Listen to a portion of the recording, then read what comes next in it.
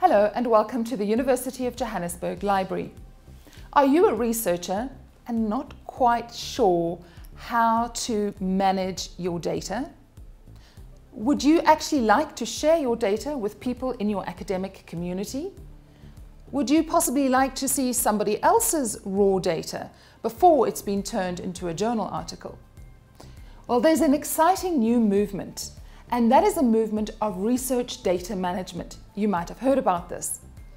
You might also have received a letter from the NRF telling you that going forward, they want to see your raw data. In other words, your transcripts from interviews or the raw calculations on different types of experiments that you have done. All that data that you use and analyze. What do you do with the raw data before you've analyzed it? Is there a way to share it? As I said, the NRF are requiring all of us as academics to make this raw data available. And how do we do that? Well, at the library, we've bought into a product called Figshare. Figshare is a fantastic product that makes it possible for you to put your raw data up onto something that looks and feels a bit like a website. It's on the cloud, so your data is safe and secure.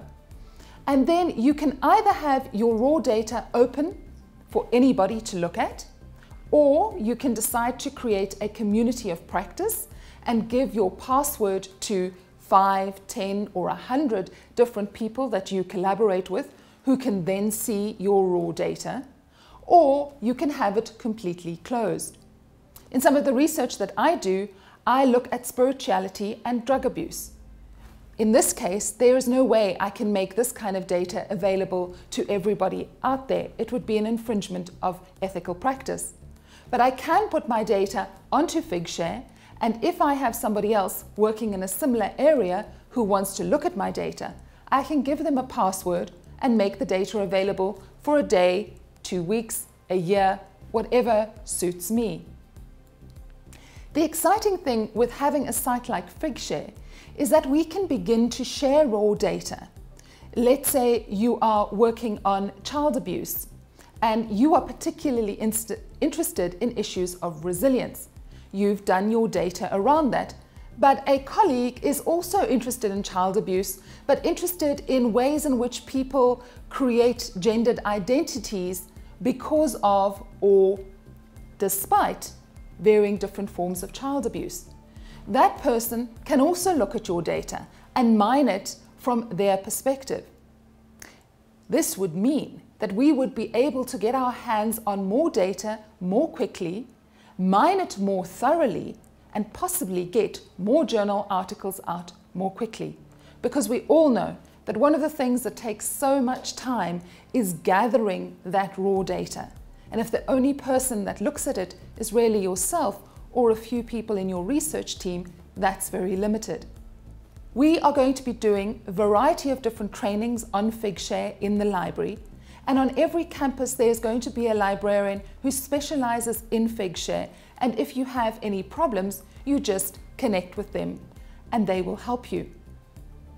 Once your raw data is up on Figshare, if you make it available to anybody, in other words, open access, you will also get an identity code for your data, which means that if people look at your data, they can cite your data using that identity code and thereby bringing up your citations as well. Figshare is an exciting new way in which we can mine our data more thoroughly, share our findings with a broader community, and what I think is particularly exciting is when you begin the process of research, you can alert people in your research community to the research that you're doing, put your data up, and actually ask them to comment on the kinds of findings that you are making. In other words, you can be selling your research before it's out in a journal article. It means that people are aware of what you are doing and are already interested in your findings before it comes out as a journal article.